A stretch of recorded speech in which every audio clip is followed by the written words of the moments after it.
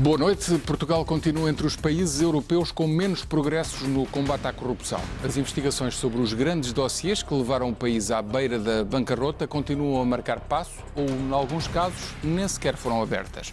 Numa altura em que a reforma da Justiça está em marcha, também não são visíveis grandes progressos no sentido de encurtar prazos e garantir eficácia a um sistema que é vital para reconquistar a confiança dos investidores nacionais e, sobretudo, internacionais. Entretanto, já falta muito pouco para a entrada em vigor de um orçamento de Estado que vai esmagar as famílias com mais impostos e seguramente fazer cair ainda mais a economia. Os cortes duradouros na despesa do Estado ainda agora vão ser estudados como se houvesse todo o tempo do mundo. Quando um país não pune quem se serviu de forma ilegal ou imoral do Estado e dos recursos públicos, a tentação de corromper aumenta a cada ano que passa, porque o prémio de arriscar compensa. Quando muitos não pagam os impostos que deviam para o bem comum, muitos mais têm de pagar por eles. E quando outros que não precisam recebem do Estado porque a base fiscal está deturpada, muitos mais que precisam mesmo de ajuda, ficam sem a receber. São temas importantes para a conversa e para o debate, se for o caso. Convidados desta edição, em direto a partir dos estúdios do Porto, Paulo Moraes, presidente da Associação Transparência e Integridade. Muito obrigado por ter aceitado o nosso convite. E aqui nos estúdios em Carnaxide, Eduardo Damaso, diretor adjunto do Correio da Manhã, e Domingos de Azevedo, presidente da Ordem dos Técnicos Oficiais de Contas. Meus senhores, obrigado a todos por terem vindo. Eu vou começar por si, Dr. Paulo Moraes. Este ranking, esta lista de países em que Portugal aparece em 33º lugar, penso eu que não há uma grande variação no último ano, mas em 10 anos perdemos 10 lugares, corrijam-me se estou errado, não estamos a recuperar naquilo que devíamos recuperar rapidamente, até porque Portugal depende muito do investimento externo e é vital recuperar uma imagem junto dos investidores internacionais, certo? É verdade. Nós, em termos do que são os indicadores de corrupção mundial, não poderíamos estar pior. Em 2000 ocupávamos o 23º lugar do ranking, chegamos a 2010, 2011 em 32º. Os dados que são hoje publicados, apesar de ter havido uma pequena alteração metodológica no índice, colocam-nos em 33º lugar. Portanto, as novidades não poderiam, nesse aspecto, ser piores. Numa década, perdemos 10 lugares em termos do que é a nossa posição relativa nos números da corrupção no mundo. Mas, além disso, o mais grave é que, mesmo feita a fotografia hoje, observamos que, em termos do que é a União Europeia, Portugal tem atrás de si apenas países de leste, alguns países de leste, nem todos, a Itália, que tem a tradição de influência da máfia na administração pública, e a Grécia, que está completamente desestruturada. Ou seja, daquilo que é a Europa tradicional, temos atrás de nós a Itália e a Grécia. E há que também que verificar que são justamente os países com maiores níveis de corrupção que têm maiores dificuldades nas suas contas públicas. Isto não acontece, obviamente, por acaso. Daquilo que lhe é dado a observar, todos os grandes dossiês de que temos falado em que há indícios de ilegalidades e seguramente de imoralidades na má utilização de dinheiros públicos, surpreende-o que o ritmo das investigações ou até a não abertura de investigações em alguns dossiês continue a ser tão lenta ou até não haja mesmo investigações em alguns casos? É estranho, até porque se há país que tem sido vítima de corrupção sistemática e reiterada, e que nos trouxe, aliás, este Estado, é justamente Portugal. Nós assistimos, ao longo dos últimos 20 anos, a inúmeros escândalos de corrupção. Foi a Expo 98, foi o Euro, foi o BPN, foi o BPP, foram os submarinos, e alguns dos casos não deram em nada em termos da justiça, mas há outros casos em que há, de facto, demonstração de que há corrupção, nomeadamente, dou o exemplo dos submarinos. Os tribunais alemães provaram que houve corrupção no caso da venda dos submarinos a Portugal. Não obstante, depois em Portugal não acontecia nada nos tribunais.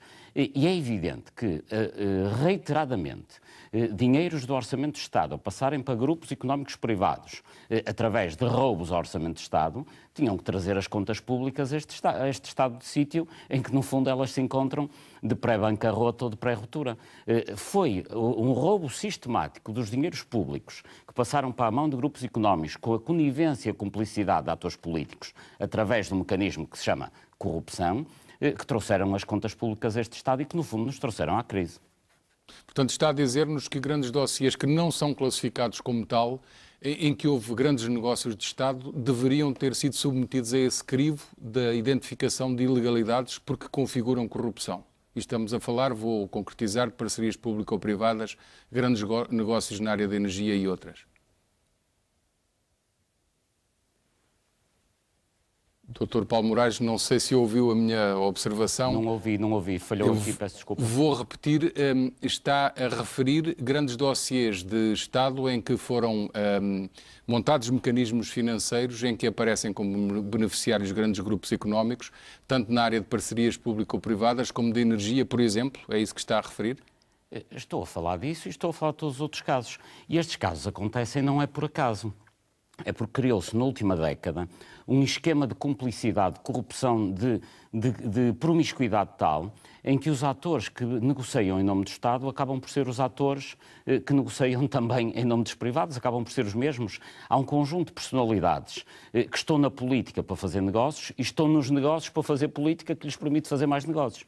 E é evidente que depois de negócios, como é o caso daqueles que referiu, as parcerias público-privadas, as rendas de energia, só são possíveis porque há atores políticos que os beneficiam. Eu quero recordar que, por exemplo, a atual Ministra do Ambiente, uma das primeiras medidas que tomou, quando tomou posse no Governo, foi beneficiar uma empresa, neste caso a EDP, na questão da barragem do Tua, curiosamente, uma empresa cujo escritório de advogados é o escritório de advogados a que ela pertence.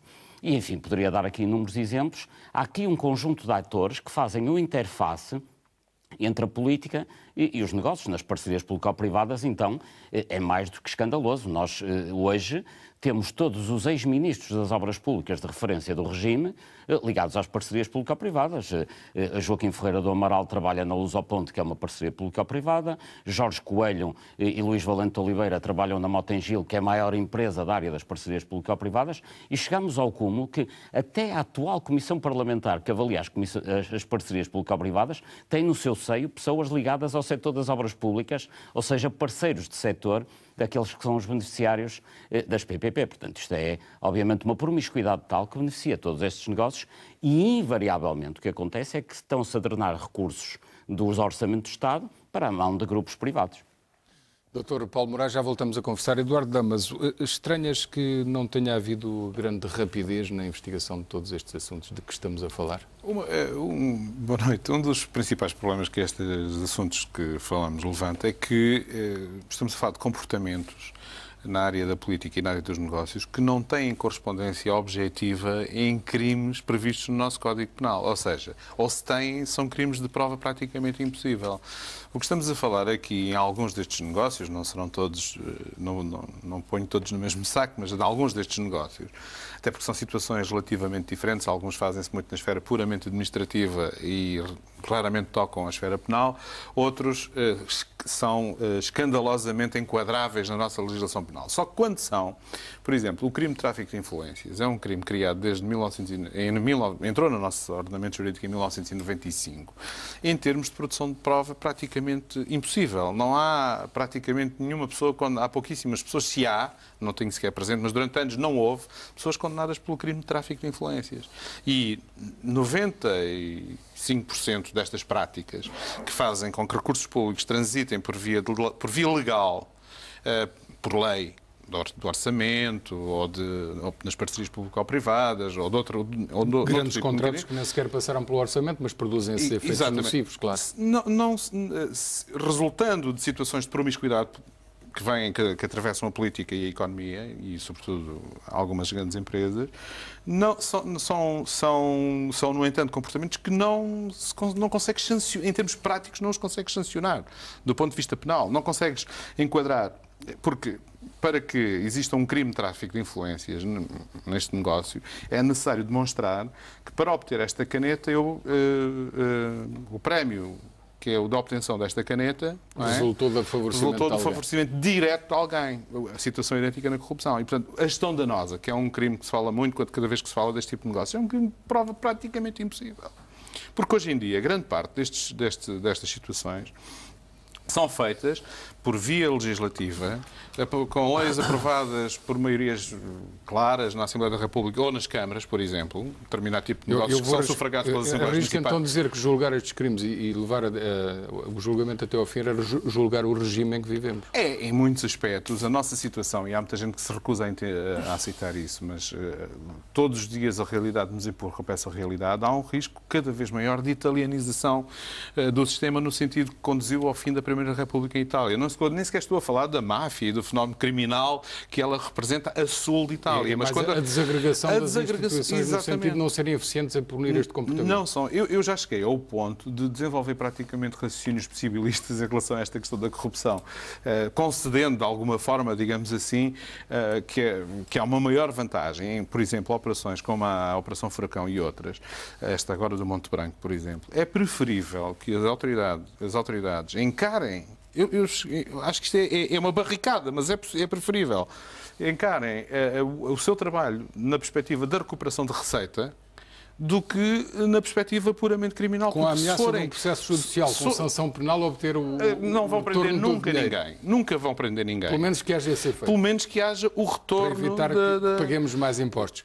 Muito rapidamente, em relação à mudança ou à reforma da justiça, enfim, veremos se é uma reforma, só a longo prazo é que se consegue perceber se é uma reforma. A minha pergunta é objetiva e simples, eu não estou muito por dentro dessas matérias.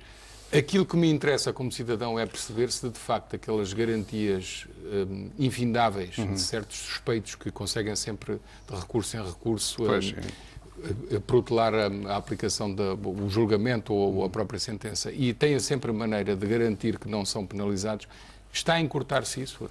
Eu penso que nós vivemos para trás as anteriores legislaturas, basicamente a anterior década foi uma década de total opacidade, de alterações penais absolutamente constrangedoras em relação à lógica da eficácia dos resultados. Algumas delas para prevenir e libar certos agentes com coisas casuísticas. Casuísticas à medida, foram feitas leis em Portugal à medida de interesses e de pessoas. Algumas alterações legislativas, não só na área penal, tiveram muito esse efeito e de alguma forma provocaram uma verdadeira paralisia e, portanto, desenvolveram uma coisa muito habitual em Portugal, quase histórica, digamos assim, na justiça portuguesa, que é o primado do formalismo e do processualismo sobre a substância. E, portanto, dando um bom nó cego, dominando o processo... Assim só há um julgamento de matéria de facto, que era a primeira instância. Depois acabou. Depois é tudo recurso sobre a forma. Agora, eu penso, vivemos uma década absolutamente destrutiva a esse nível, porque, basicamente, isso não é segredo para ninguém. Não foi só da justiça, foi da justiça e da economia. Sim, da economia, mas as coisas andam muito de braço dado, e andaram muito de braço dado. E não é segredo para ninguém que houve, de facto, uma enorme tensão. Os agentes de justiça foram eleitos como alvos a abater, no início da legislatura do primeiro governo do engenheiro Sócrates. E, a partir daí, o ciclo foi totalmente destrutivo. Houve processos que se impediram, cuja investigação foi impedida, objetivamente, o negócio PT-TVI, por exemplo, foi ao mais alto nível, e eu penso que isso foi um momento de total descrédito da justiça portuguesa, porque as duas no topo do Supremo e no topo da Procuradoria-Geral da República, pura e simplesmente impediu-se a possibilidade sequer de investigar uma coisa. Daí para cá, eu penso que tem havido alguma tentativa de recuperação de alguns aspectos de credibilidade do sistema. E eu agora, em concreto, esta reforma? Porque o meu interesse é como cidadão, obviamente, mas é também perceber se os investidores internacionais e os portugueses que têm dinheiro para investir podem voltar a confiar, porque eu, como está, ainda não acredito que voltem. Eu penso que há coisas que estão a mexer no bom sentido. Sobretudo a reforma do processo civil é uma reforma. O processo civil, e para simplificar, da ação executiva, que tem a ver com a cobrança das dívidas, que é uma coisa essencial para a economia. Sim. Se um dos maiores crimes que se praticou neste país foi o empastelamento, digamos assim, da chamada ação executiva. Eu tenho um título que me diz que tenho direito a receber uma dívida e, por isso, simplesmente não a consigo receber. E há uma quantidade que não se consegue sequer determinar. Há quem fale em 20 mil milhões de euros por receber na economia real, tem a ver com a economia real, que estão plasmados em títulos de dívida, mas, pura e simplesmente, os tribunais não conseguem e vamos avançar resolver. Nessa área? Nessa área, eu penso que foram produzidas alterações. Há, pela primeira vez, uma reforma de fundo do Código de Processo Civil, como não acontecia, porventura, há 50 ou 60 anos. E eu penso que foram suprimidos 300 ou 400 artigos do Código, uma coisa assim. E, portanto, foram determinados prazos, prazos absolutamente perentórios, portanto, obrigatórios e totalmente incontornáveis. Penso que é reduzida a margem da litigância de má-fé, gratuita, e, sobretudo, a margem de poder recorrer de tudo e de nada. Portanto, eu acho que isso é... Penso que há condições numa área estrutural para o funcionamento da economia que não tem tanto a ver com a justiça penal, pode produzir bons resultados. Na área da justiça penal também há alterações do ponto de vista do Código de Processo Penal que podem vir a contribuir para que este sentimento de impunidade se vá arrastando sistematicamente sem que nada aconteça. Peço que aguardemos então para daqui a bocadinho voltar a esse tema. O Dr. Domingos de Azevedo está aqui pacientemente a ouvir. Isto são matérias que parece que estão desligadas, mas estão todas muito ligadas. Por cada euro que é roubado na corrupção ou que não é pago na fuga ao fisco, ou que é recebido por gente que não devia estar a receber, mas que beneficia de uma matriz fiscal distorcida, há gente a pagar isso tudo. Evidentemente, e normalmente são aqueles que menos podem que acabam por pagar. Estamos a ser vítimas disso neste momento. Estamos a ser indiscutivelmente vítimas desse processo. Portanto, o que estivemos a falar tem relevância económica muito grande. Muito significativa. E eu penso que nós, em Portugal, temos que mudar um pouco a nossa estrutura mental quando pensamos a sociedade. Porque, embora sob forma diferente, nós continuamos a assistir ao funcionamento da nossa sociedade dentro de algumas situações que revelam um certo chico-espertismo e que não faz sentido. Eu, como cidadão português, sinto-me um pouco envergonhado quando vejo como, por exemplo, crimes como a Madoff praticou na América e que poucos meses depois estão-lhe confiscados os bens, o homem está preso, está a cumprir a pena pelos crimes que cometeu. Temos em Portugal um crime, enfim, muito idêntico, que é o caso do BPN, que anda há anos e anos... Não esquecer o Banco Privado Português também. Também, e outras situações, que anda há anos e anos e que ninguém consegue, então, fazer essa relação direta entre o benefício. Claro que conseguem, só que, na verdade, como é que é dizer, parece que a justiça em Portugal, por este cair, é para os pobres, porque não têm dinheiro para pagar ou para atrasar os processos, ou como dizia o Álvaro, penso que tem toda a razão, o Damas dizia exatamente isto, dizia que, como é que é dizer, a nossa justiça funciona muito mais em termos de processo do que em termos de substância, de julgamento das próprias questões. E nós vemos isto muitas vezes, até nos próprios processos fiscais, onde as coisas são julgadas muito mais em função da forma do que em função da própria substância. E naturalmente que, como cidadão e como pagador de impostos, isto reflete-se também depois no tratamento fiscal dos cidadãos, em que nós assistimos, enfim, à diminuição de algum esforço coletivo no que respeita à criação de um sentimento de cidadania, e a cidadania compreende um conjunto muito grande de situações, não é só o cumprimento da fiscalidade, mas é também, naturalmente, o comportamento das pessoas na sociedade, a sua maneira de estar. E nós continuamos a assistir um bocado no domínio dos impostos a uma certa teoria que é assim: quem está identificado que deve pagar impostos vai-se até ao fim até lhe tirar os cabelos que ele tenha na cabeça e o casaco que tem vestido. Mas nota-se que não há uma ação concertada para tentarem... Para apanhar os que não estão no sistema. Ora, aí está. Ou seja, quem está por dentro do sistema são aqueles que são incomodados. Quem está por fora do sistema e enquanto não é apanhado, continua nestas situações de incumprimento. E eu penso que, na verdade, o ano 2013 vai ser um ano de muita dificuldade. Mesmo os impostos sobem também por estas disfunções que estivemos a falar até agora, e agora temos todos que pagar aquilo que outros não pagaram ou retiraram mesmo. É evidente que sim. Primeiro, aqueles que não pagaram, quando nós não temos um sistema que é capaz de trazer para a sujeição aqueles que fora dela, que se encontram por fora dela, por isso sacrificando ou sobrecarregando ainda mais aqueles que estão por dentro do sistema. Como dizia o falecido Sousa Franco, se todos pagarem o que têm que pagar, todos nós poderemos pagar menos, um pouco, por vivermos numa sociedade organizada. Mas depois aos que dizem, isso é muito bonito, mas o Estado, quando se apanha com dinheiro, depois não diminui os impostos e ainda gasta, faz mais despesa. Bom, então, mas isso já é outra discussão. Mas isso levanta uma questão de fundo, que é que Portugal não tem uma política fiscal. Portugal tem uma fiscalidade para a política. É sempre ao contrário do que deveria ser. Isto é, quer dizer, os cidadãos são uma espécie de célula de Excel. E diz assim, eu tenho que obter uma receita de X. Então vai ali ao IRS, cresce lá mais 2 ou 3%. Chega? Não chega. Também lá ao IRC e cresce lá mais um bocadinho. Esse é o exercício de 2013. É o exercício que a história da gestão da fiscalidade em Portugal nos tem trazido até hoje. Uma pergunta muito concreta. Ou seja, os políticos nunca perguntam, quem gera nunca pergunta se tem dinheiro para fazer. É o contrário. Promete, e depois faz, vai arranjar o dinheiro. E depois então vai buscar o dinheiro ao bolso das pessoas. Ou seja... Antes ia lá fora em crédito, agora como não há, vai ainda mais ao bolso. Ainda mais ao bolso das pessoas. Uma coisa muito concreta que me está a incomodar como cidadão. Eu sempre achei que toda a gente que deve tem que pagar. Mas atenção, agora vejo uma atuação da máquina fiscal que é para cobrar dívidas de portagens, dívidas de uma série de coisas. Com poderes de penhora, com poderes de penhora acrescidos, digamos assim. Mas isto é um exagero e é perigoso para os direitos dos cidadãos. E é perigoso porquê? Porque está-se, a despersonalizar em demasia, a desumanizar a relação mais íntima entre o cidadão e a sociedade em que se insere, que é a comparticipação do cidadão nas despesas dessa sociedade, o que se faz através dos impostos. E este fluxo enorme de situações à máquina fiscal pode ainda torná-la menos insensível. Uma linguagem simples. Pode aumentar o ódio das pessoas aos cobradores de impostos, é isso?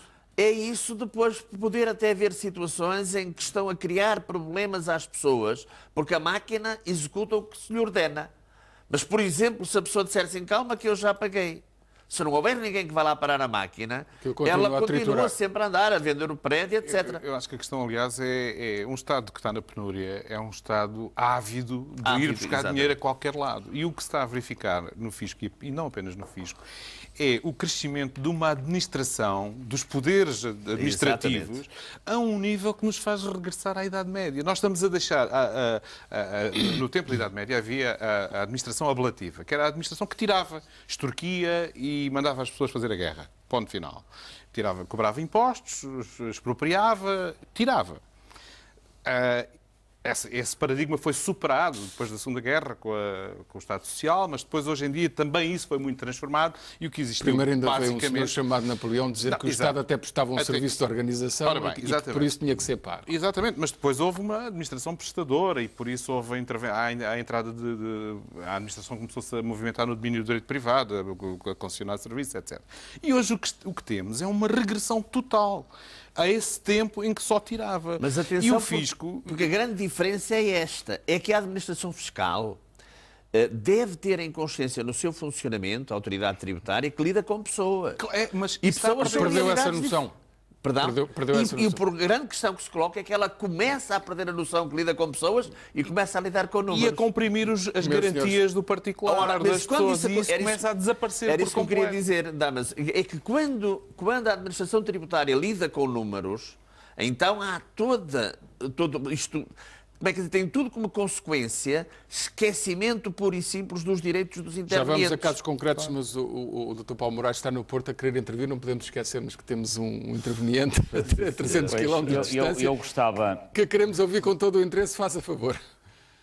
Sabe que eu gostava de dar aí um enfoque que é o seguinte, é que a administração fiscal, de facto, é penalizadora aos cidadãos, às empresas, etc., mas também há alguns que estão isentos dessa penalização. É que nós temos um fisco que penaliza o património de um pobre, de um agricultor que cultiva umas couves ou de um cidadão que tem um apartamento. Mas se eventualmente o agricultor vender o seu terreno e a pessoa que vender o seu apartamento a um fundo imobiliário, esse património deixa de pagar, por exemplo, IMI. Ou seja, isto não é uma tributação a património, é uma tributação a património, se o património for da população em geral. Mas depois há pessoas que estão isentas. Se um de nós vender a nossa casa a uma pessoa muito rica, provavelmente ela pega na casa, coloca numa fundação que também está isenta de pagamento de IMI e até de IMT. Ou seja, o fisco também vai ilibando, curiosamente, aqueles que são os beneficiários do Orçamento de Estado. É que o Orçamento de Estado tem sido duplamente perverso.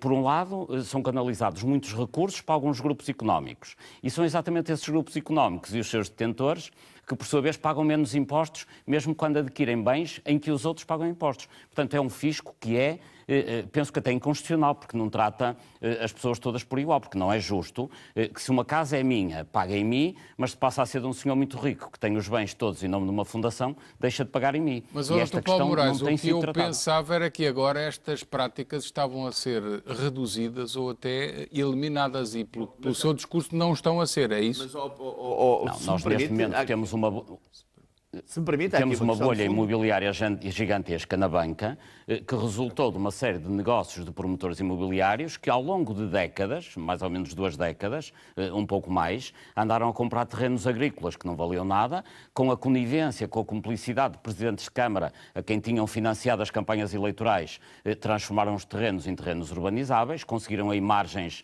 obscenas, da ordem dos 900.000%, que em Portugal só existem aqui e no tráfico de droga, e pior que isso, pegaram nesses terrenos, construindo ou não, enfim, isso deu origem a várias situações, mas quer tenham desenvolvido os projetos imobiliários que pensavam, quer não tenham, ao colocarem esses terrenos e esse património em fundos imobiliários, deixaram pura e simplesmente de pagar impostos. Neste momento, a maioria do património imobiliário português, que resultou da especulação imobiliária, que por sua vez representava em 2009 70% da dívida privada, 70% da dívida privada, todo este capital deixou de pagar impostos porque passou para as mãos daqueles que estão isentos de pagar impostos em Portugal, que são as fundações, os fundos imobiliários, etc. Naturalmente, que estou completamente de acordo com a questão que acaba de colocar, ou seja, a manutenção ou não de situações que se justificam ou que sejam fatores de alavancagem de alguns setores da atividade. Vamos ser muito concretos. Muito concretos. Por exemplo, os fundos de investimento imobiliário não se justifica neste momento. Não se justifica. E o Ministro das Finanças, Vítor Gaspar, está a ouvir-nos? Apelamos Eu espero que o Sr. Ministro esteja a ouvir, mas o imposto e diminua às famílias, certo? Lá terá as suas razões. Mas penso que foram bem esclarecidas pelo Dr. Paulo Moraes quanto às razões. Agora há uma questão de fundo que eu penso... Mas é que estas situações são recentes. Não, já existiam. Vamos lá ver, isto não são situações que tenham caído em Portugal por inspiração divina e de repente essas pessoas estão isentas, não. Foram os últimos governos que foram criando sucessivamente situações de isenções fiscais sucessivas para os grupos económicos que têm dominado os governos. É que assim, não é do tempo do fascismo que vem a isenção de IMI para os fundos imobiliários, não. É já da fase final do governo de António Guterres. Enfim, ou seja, os grupos económicos que conseguem dominar a política conseguem também ser eles a definir a política fiscal, que é a política fiscal que beneficia justamente os grandes grupos económicos, os promotores imobiliários, etc., que, mais uma vez e repito, não só vão buscar dinheiro ao Orçamento de Estado, como ainda ficam completamente amnistiados de ter de pagar, seja o que for, ou dar qualquer contribuição. Eu tenho que lhe perguntar muito concretamente, então esses grupos económicos capturaram o Estado, certo? Absolutamente. Então, e nós ainda somos cidadãos com força para os obrigar a recuar. Eu tenho esperança. Eu também tenho esperança, mas é assim, nós temos neste momento uma situação exatamente igual à mais arcaica Idade Média. Nós vivemos num feudalismo, sendo que hoje o feudalismo não se identifica pela quantidade de terras, mas pela quantidade e capacidade de mexer, quer nas questões fiscais, quer nas questões orçamentais, quer nas questões financeiras. Portanto, regredimos. Eu estou completamente de acordo com esta questão que é colocada por Paulo Moraes. Atenção, só que eu queria clarificar que a mim nada me violenta a utilização do sistema fiscal como alavanca para alguns setores, nomeadamente, por exemplo, a construção civil, e os efeitos que depois estes setores têm na economia, que constituem o uso do sistema fiscal como alavanca para alguns desses setores. Mas entidades completamente isentas, não faz nesta sentido desgraça nenhum. financeira em que não estamos... faz sentido nenhum, e isto só demonstra a hipocrisia que, em alguma argumentação que nós ouvimos dos nossos políticos, quando respeita a mexer nestas situações, eles não encontram 1001 argumentação para não mexer. Dizer que são direitos constituídos, que são direitos adquiridos. E eu, naturalmente, ao ouvir esta argumentação, sinto-me tremendamente arreliado, porque um dos direitos mais sagrados é o direito ao trabalho. E esse então pode ser mutável a qualquer momento. Vamos ser mais concretos. Quem é que manda mais no país? São os eleitores ou são os gestores dos fundos imobiliários nomeados pelo setor financeiro? Eu penso que essa questão hoje está mais do que respondida. São eles que mandam mais que nós. Respondeu a isso.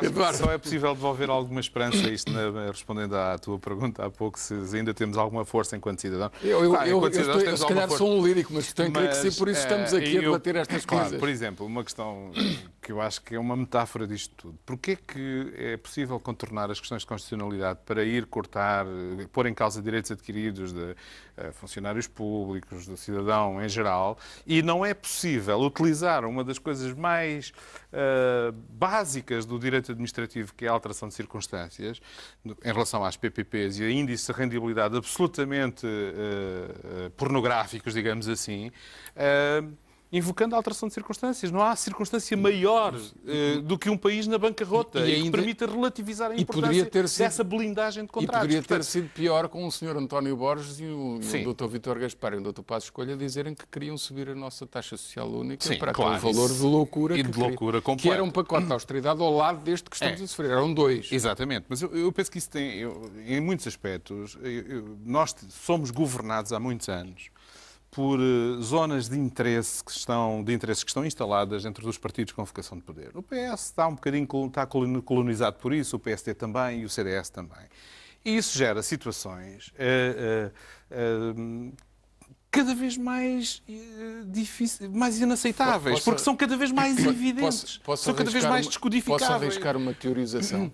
Podes, claro. O que nos colocou na pré-bancarrota foi uma esquerda irresponsável e também uma direita dos interesses, conluiada com o Partido Socialista, ávido de distribuir benesses. Eu acho que isso já não é bem assim. Não há debate ideológico. Eu não estou a dizer agora. Não, isso não é bem estou assim. Estou a dizer no passado recente. Eu acho que já nem é possível estar a classificar isso de acordo com a grelha tradicional da esquerda e da direita, porque eu acho que verdadeiramente... Se é a matriz partidária que nos governa... Há uma matriz partidária, exatamente. Mas é em torno dessa matriz partidária. Eu penso que o que o Damas queria dizer é que é em torno dessa matriz partidária uma rede de influências. Os partidos têm muitas vezes largas quem gera o poder, exatamente, muitas vezes quem gera o poder não tem a coragem de controlar esses mesmos interesses e que não tem tanto a ver com o debate ideológico do enquadramento político e tem mais a ver com as influências que estes grupos exercem junto do poder. Claro. E a premiação do próprio poder à influência destes mesmos grupos. Um fenómeno que eu acho incrível como as pessoas não se questionam sobre isso. Hoje em dia consegue-se ouvir ilustríssimos professores de direito e também titulares de grandes escritórios de advocacia a defenderem coisas de relativização absoluta de uma das coisas mais sagradas que uma democracia tem, que é o poder de legislar a partir da Assembleia da República. Dizem, com todas as letras e com toda a normalidade, que o futuro está no chamado outsourcing legislativo. Ou seja, traduzindo em miúdos, significa que grandes escritórios as revisões legislativas... Já fizeram legislação que nos atirou para a bancarrota? Isso já é assim. O Código da Contratação Pública é um exemplo disso. Há muitas outras áreas que são um exemplo disso. Mas isso é um paradigma que nós não... digamos, a cidadania, se quisermos, não pode consentir que se instale. Isto parte de um pressuposto que estão os rapazes na Assembleia da República que não valem grande coisa. E, portanto, é melhor nós, que estamos no governo, fazer as coisas com quem sabe, a quem pagamos e que faz à medida do que... A quem pagamos para nos tramar, é isso? Claro, exatamente. Mas isso é inaceitável. Não há nenhuma democracia que sobreviva durante muito tempo com mecanismos desta natureza, porque está a enfraquecer as instituições vitais do próprio direito. Estendendo o raciocínio, eu acho que os deputados deviam ganhar o dobro e ser metade em número para poderem trabalhar com exclusividade e fazer as coisas como deve ser. Dr. Paulo Moraes, o que é que pensa desta ideia? É evidente que nesta fase em que o Parlamento se abastardou completamente, eu penso só a exclusividade, pelo menos durante algum tempo, é que conseguia higienizar a democracia portuguesa. Nós neste momento temos 1/3 do Parlamento é constituído por administradores, diretores, consultores ou advogados das grandes empresas que têm negócios com o Estado. Estamos a falar de 1/3 do Parlamento que está completamente refém dos negócios que as empresas para as quais eles trabalham fazem com o Estado português. E aqui uma nota importante realmente são os advogados. Cerca de 1/3 também do Parlamento é constituído por advogados, sendo que uma parte muito importante está ligada às grandes sociedades de advogados, como ainda agora o Damas referia o Código da Contratação Pública. É um código que é feito pelo escritório do Dr. Sérvulo Correia, que ganhou muito dinheiro, naturalmente, a elaborar o código e entrou no processo legislativo desta forma, mas não ganhou só dinheiro a elaborar o código. Desde que o Código da Contratação Pública está em vigor, aquele escritório já faturou em pareceres quase 8 milhões de euros a explicar o código que eles próprios haviam feito. Mas não chega a isso, é que depois estas grandes sociedades... o direito da contra-argumentação, portanto estão convidados a virem cá falar e explicar o que é que andam a fazer, assim que quiserem, têm a via aberta. Mas diga, continue. E quando, se vierem explicar, é bom que expliquem ainda outro aspecto, que é depois os serviços que vendem aos privados, nomeadamente os alçapões que eles próprios introduziram na lei. É que depois ainda acontece este aspecto. Estas sociedades de advogados vão às grandes sociedades privadas vender o know-how e a expertise que têm sobre a lei melhor que ninguém, e pervertem aqui um princípio fundamental da democracia, porque estiveram a intervir no processo legislativo e vão litigar em tribunal, intervindo no processo judicial, e estão a violar todo o sistema, não são os escritórios em si, mas todo o sistema está a sofrer de uma violação da separação dos poderes judicial e legislativo. Mas isso só tem uma palavra, é o mais irregular. Não há outra palavra para isso. É evidente. Aliás, isto acontece no Parlamento, acontece no Governo, acontece no Banco de Portugal, acontece nas sociedades. No Banco de Portugal? Claro, no próprio Banco de Portugal nós assistimos a situações verdadeiras. Até o insuspeito Banco de Portugal tem no seu Conselho Superior a fiscalizar a atividade do banco pessoas como Almerino Marques, que está ligado ao Grupo Espírito Santo, como António de Sousa, que ainda há pouco tempo era presidente da Associação Portuguesa de Bancos. Ou seja, é a banca privada que supervisiona a atividade do Banco de Portugal, que os devia supervisionar a eles. Portanto, a promiscuidade é total na vida política portuguesa. É aqui, é no Parlamento, nas mais diversas comissões, é nas sociedades de advogados, que são, aliás, quem faz o interface entre tudo isto. Nós, se atentarmos que alguns dos mais conhecidos políticos da nossa praça, que fazem debates na televisão entre si, pertencem à mesma sociedade de advogados, eu quando vejo, e peço até desculpa de citar os nomes, mas quando vejo um debate entre Paulo Rangel e António Vitorino, sabendo eu que, se vejo um debate destes à noite, sabendo eu que eles de manhã estiveram a trabalhar no mesmo escritório de advogados, começo a duvidar da seriedade de todo este debate, porque é evidente que quem se encontra nestas sociedades de advogados a tratar de negócios, depois não pode livremente vir para a opinião pública debater o interesse público. No entanto, vem Eduardo Damaso. É uma questão que foi fielmente retratada, é de facto uma questão muito complexa. E tem a questão do registro de interesses e da promiscuidade à volta desta questão central, para a clareza e para a transparência da vida pública, nós só construímos algumas ficções administrativas também, como a Comissão de Ética do Parlamento, que é uma coisa que não funciona. O trabalho é inócuo, não é? Completamente inócuo, quer dizer, tem um nível de eficácia reduzidíssimo ou inexistente. A própria declaração do registro de interesses no Tribunal Constitucional é evidentemente um instrumento que não funciona. É possível eu esquecer-me de declarar 600 mil euros e dizer, bom, e tal, foi por causa de uma questão de uma herança. Neste momento, só uma pergunta que tenho na cabeça. Mas as pessoas vão tolerar isto muito mais tempo, este Estado? Eu acho que essa é que é a questão. Eu penso que... É que se os políticos não perceberem, se calhar são forçados a perceber um dia destes. Eu acho que um dia destes vai acontecer uma coisa dessas. Os políticos não estão a perceber que chegaram a um patamar em que estão a brincar já demais com coisas muito sérias e que as pessoas já estão a perceber de uma forma que não era habitual em Portugal alguns destes negócios, algumas destas formas de atuação pouco claras. A manifestação de 15 de setembro foi um exemplo claro disso. Foi um protesto contra a Troika, digamos assim, mas contra o estado de coisas em Portugal. Mas teve um resultado, impedir um bailout para um grupo de interesses que estava escondido e que ia beneficiar daquele dinheiro. Sim, é Bom, mas eu também penso, claro que todos nós nos confrontámos um bocado com isto, mas eu penso que há uma coisa que nós temos de ter cuidado. Porque destruir é fácil, claro. Construir é bem mais difícil. Dito de outra maneira, nós, para defender a democracia, não podemos estar contra as estruturas da própria democracia. Não, precisamos dos partidos. Precisamos é que eles atuem de outra forma. Precisamos dos partidos, mas precisamos que eles tenham juízo, não é? Eu penso que nós temos é que, em Portugal, começar a conceber o exercício do ato público como um momento de servir uma sociedade, claro, e não uma oportunidade de nos autosservirmos desse mesmo ato público. Eu fui deputado durante 13 anos. E acho que é uma excelente escola a Assembleia da República. Quem quiser trabalhar pelo país tem enormes condições de o fazer. O que eu penso é que, infelizmente, estas estruturas têm-se vindo paulatinamente a degradar, por diversas razões. Quer a própria imagem que se cria destas instituições na opinião pública, o próprio comportamento de algumas destas instituições. Eu outro dia estive num debate na Assembleia da República e confesso-vos que senti vergonha de ter sido deputado. Porque acho que não há debate na Assembleia da República, não há seriedade em muitos daqueles debates. Não há competência em muitos dos deputados que provocam estes debates. E por isso o que nós temos que alterar, eu penso que não é estas estruturas, porque nós, ao menosprezarmos exatamente os alicerces da democracia, temos de ter cuidado porque abrimos caminho a aventuras que não sabemos o resultado delas.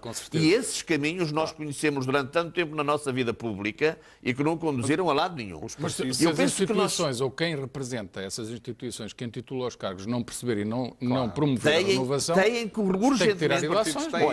Acho que urgentemente na nossa vida política tem que acontecer rapidamente algumas alterações de muita profundidade. Primeiro, uma transparência séria, honesta e estruturada na nossa vida pública. Eu não consigo conceber como português como é que um governo que governa um país não sabe quanto é que devem os seus serviços. Isso por exemplo? Não consigo conceber, ou então não se governa. Eu não consigo conceber como é que do dia para a noite aparece uma região autónoma da Madeira e diz: eu tenho uma dívida de mais 8.000 milhões de euros. Não são 8 euros. Nem 8 milhões, são 8.000 milhões. Bem, mas isso aconteceu quando... Eu não posso conceber. A acumulação desses disparados aconteceu quando mas havia quero dizer com isto cargos públicos a grande aqui no alteração na vida pública, a grande alteração na vida pública portuguesa, na minha ótica, tem que aparecer como uma verdadeira interiorização da cidadania e uma responsabilização dos próprios governantes de se consciencializarem de que estão para servir e não estão para servir. Mantendo o atual quadro do político-partidário e constitucional? Mantendo? Eu penso que o quadro político, eu penso que a nossa geografia política está mais ou menos definida. Sim, exatamente. Penso que a nossa geografia política está mais ou menos definida e os acidentes do percurso que têm acontecido têm-nos dado um bocado a resposta a isto. O PRD apareceu com 18% de opções e morreu de seguida. Está definida, mas eu sinto que está bloqueado e que vamos entrar num período de crise profundíssima ainda mais a esse nível. Porque eu estou convencido mas é o aparecimento de um eventual novo partido que vai resolver. Parece que não é a mudança de atitude que fala os partidos que estão instalados, os partidos parlamentares têm que mudar radicalmente os seus mecanismos internos. Permitir independentes, permitir gente exigentes de qualidade. Têm que aceitar, têm que ser ousados, têm que aceitar, por exemplo, os partidos de poder têm que aceitar discutir com seriedade, por exemplo, a questão do enriquecimento ilícito. É uma última ratio. Na lei penalizar. Exatamente. Eu admito que, do ponto de vista, digamos, da ciência penal, é uma última barricada, é uma última fronteira. Agora, quando as coisas já não se podem atalhar de outra maneira. Mas nós estamos nesse patamar. É uma daquelas manifestações que os portugueses deviam fazer. Não assim, é populismo penal, estamos nesse... Irem todos à frente à Assembleia e dizer assim: meus senhores, ponham lá a figura do enriquecimento ilícito na lei imediatamente. Por exemplo, eu acho que essa era boa para o país. Exatamente, dava eficácia à declaração. Mas foi boicotada, porque ela esteve lá. Foi boicotada. Claro. Enfim, Dr. Paulo Moraes, e sobre esta, como se resolve do ponto de vista político-constitucional e através da matriz partidária ou não? Como se resolve, na sua opinião? Eu acho que, na lógica em que estão os atuais partidos, não há solução possível. Os partidos hoje do arco do poder, a nível nacional e a nível local, só têm duas missões estratégicas bem claras. Uma é arranjar empregos e taxas para os seus apaniguados, dependendo do nível de habilitações literárias a que eles se encontram. Este é o primeiro objetivo. E o segundo é arranjar negócios para os financiadores dos partidos. E aqui se esgota a missão dos partidos de poder. É arranjar negócios para os financiadores e empregos para os apoiantes. E como mudar essa situação? Há alternativa? Bom, é que senão arranja novos partidos com vícios ainda maiores. Claro. É que é questão de saber o que é que de day after, o que é que vem. Mas então sugira, dê ideias, por favor. É evidente que isto tem que ter uma solução. E mesmo no quadro constitucional atual, é preciso, em primeiro lugar, que a justiça funcione num conjunto de aspectos, desde logo reprimindo a corrupção e também um aspecto que já foi aqui referido, penso que pelo Eduardo Damaso, que é começar a confiscar as fortunas que foram criadas à custa da corrupção, que é perfeitamente possível, com o quadro legal português, com o quadro constitucional português, e outros países estão a fazê-lo. A Alemanha fê-lo e recuperou dezenas de milhares de milhões de euros. Ainda agora foi descoberta mais uma gigantesca fuga e eles estão a ir buscar o dinheiro, sim. Exatamente, estão a buscar o dinheiro e cá é possível fazer, e faço aqui um pequeno parênteses para perguntar porque é que não se vai buscar o dinheiro do BPN, que é algo que me deixa perplexo. O BPN, que foi comprado pelo BIC, foi apenas a parte boa do BPN, porque a parte má, nomeadamente todos os ativos tóxicos, mas sobretudo todas as grandes vigarices que lá foram feitas, ficou tudo arquivado e documentado num bad bank que se chama Parvalorem, que pertence ao Estado português, e portanto o Estado português, a começar pelo Governo, e também também as autoridades judiciais têm obrigação de ir ver toda aquela documentação e verificar que naquele par valorem estão situações de bens que foram financiados mais do que uma vez, situações de criação de bolha imobiliária com dolo, etc, etc. E, portanto, se eu tenho conhecimento desta situação, o Governo também tem, a Justiça também tem, se o entender, e, portanto, eu gostaria de ver uma investigação clara à par valorem, onde estão os passivos correspondentes a 4 mil milhões de euros que os portugueses pagaram através de verbas do Orçamento de Estado. Portanto, então, dentro eu do acho quadro que o Governo... constitucional existente, há mecanismos que permitem ir mais longe, assim haja vontade. Absolutamente. Absolutamente. E, para além disso, em determinado tipo de situações, como sejam o completo impossibilidade da Justiça de atuar ou de chegar a pontos de prender determinados cavalheiros que continuam aí à solta, apesar de terem sido condenados, o Presidente da República, que é o responsável pelo regular funcionamento das instituições e que tem mecanismos constitucionais, como seja pontualmente decretar, até se for necessário, o estado de emergência nestas matérias, tem capacidade de atuação. Se eu estivesse na posição do Sr. Presidente da República, não permitia que pessoas como Isaltino Moraes, como Duarte Lima e outros estivessem completamente impunes face à Justiça e intervinha porque ele tem poder constitucional para o fazer. Muito bem, ora esta é uma ideia muito concreta. Ora, esta é uma ideia muito concreta. Sim. Eu já nem falo só do BPN. Eu gostava de perceber porque é que o dinheiro que nós estamos a pagar aos nossos credores, não é? Que em grande medida tem a ver com a situação a que a banca chegou. Eu gostava de perceber, já que o meu dinheiro serve para isso, acho que tinha algum direito, nós portugueses temos algum direito de saber porque é que determinado tipo de empréstimos de muitos milhões foram feitos, concedidos pela banca, pelo BCP, por outros bancos, sem qualquer garantia. Não, e agora estão a reconhecer as imparidades, mas não é porque quisessem, é porque a Troika obrigou. A abençoada Troika que devia cá continuar muito tempo. Claro, para pôr esta gente eu acho que na nós ordem. temos direito a conhecer as condições, desde logo a lista dos grandes devedores da banca. Nós temos jornalistas direito. até sabemos, mas não é de uma forma sistemática e oficial. Não, ninguém sabe de uma forma sistemática. Claro. E já agora gostava de perceber, e isso era bom que a Justiça se inquietasse, e a Justiça em Portugal se inquieta ainda com alguma coisa, não é? É se algumas dessas operações foram feitas com recurso a comissões pagas dentro do sistema bancário ou não, e isso configurando, porventura, uma lógica indiciária em termos de crime. Ora, esta é uma boa pergunta. Portanto, enfim... Dr. Domingos da Azevedo, isto voou o tempo, eu ficaria aqui pelo menos o dobro, mas já não temos essa possibilidade. Eu queria fazer-lhe uma pergunta muito concreta. Tem a ver com a atividade económica. Portanto, é o outro lado de todas estas matérias que estivemos a falar. Quem não foge, quem não paga, quem foge, e depois os excessos de quem vai cobrar e obrigar as empresas e os empresários a pagar. Muito concretamente, a partir de 1 de janeiro, pelo que percebi, as empresas vão ter que, quem movimentar cargas, bens, vai ter que trazer uma guia declarada, tem que declarar eletronicamente ao fisco o que é que vai movimentar. Deixe-me só formular a pergunta para as pessoas perceberem e poder dar uma resposta muito concreta, que eu acho que não vai ser difícil porque conheço bem a matéria. Imagine, um fabricante de pão, uma padaria, carrega a carrinha e leva 500 carcaças para uma padaria e sai às 3 da manhã. Já declarou que vai entregar essas 500 carcaças. E entretanto, chega à padaria, o senhor diz-lhe assim, mas eu hoje só conto vender 300, portanto fico lá com as 200. E quem leva a carrinha para voltar com as 200 tem que declarar outra vez ao fisco ali no local. E pode não o poder fazer informaticamente, ou ninguém está para atender o telefone do outro lado. Estou a formular bem a questão e estes bloqueios vão existir? Está, mas eu quero dizer que eu estou de acordo com as consequências desta medida. Esta medida é uma medida que procura tratar igualitariamente todos os empresários. E é uma medida que, de algum modo, tentar impedir que aqueles que transportavam mercadorias, por exemplo, com guias de remessa, não eram incomodados pela fiscalização, chegavam a casa e largavam essas guias de remessa. Isso ainda acontece no comércio internacional, que é um crime enorme. Mas isto quer dizer o quê? Que a medida que o Governo tem é uma medida que procura tratar igualitariamente e que é positiva. Estou de acordo com a medida. Agora, o Governo tem que ter cuidado com os meios técnicos que vai disponibilizar para a execução da medida. Se não acontece essas situações... E hoje nós temos algumas experiências negativas relativamente à disponibilização desses mesmos meios. E às vezes, por questões de pormenor como este, dá-se cabo de uma medida de conjunto que é boa. Exatamente. Por isso eu penso que o Governo, neste momento, está sensibilizado a avançar com estas alterações e está também sensibilizado a encontrar a resposta àquilo que me acabou de dizer, é que ele, à medida, sai de casa com uma guia de remessa global ou uma guia de transporte global e vai descontando eletronicamente nessa guia de transporte à medida que vai deixando Portanto, o pão. tecnicamente até é possível, É tem que se possível, prevenir. é completamente possível, desde que os meios sejam funcionais. É possível e diga-se em abono da verdade. E na minha ótica, da maneira como vejo este problema, este processo, é justo e vem trazer igualdade no tratamento fiscal de todas as empresas na mesma situação. Amigos Azevedo, Eduardo Damas, Paulo Moraes, muito obrigado. Vamos agora às sugestões de leitura do meu colega jornalista de Economia, Camilo Lourenço, o livro Basta. O que fazer para tirar a crise de Portugal? Está nas nossas mãos mudar o estado do país, uma obra das edições Matéria-Prima.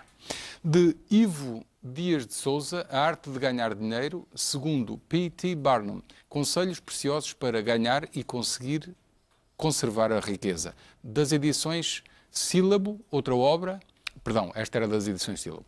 Das edições Lidl, outra obra, Os 11 Elementos da Motivação, escrita por Olivier Rodrigues, espero estar a dizer bem, Políticas Públicas em Portugal.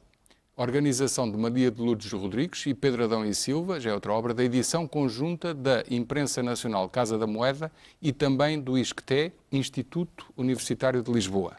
Por último, nova edição da revista Rumo, desta vez assinala o primeiro aniversário da publicação, O que está a mudar no turismo e previsões até 2015. Estamos a falar de Angola.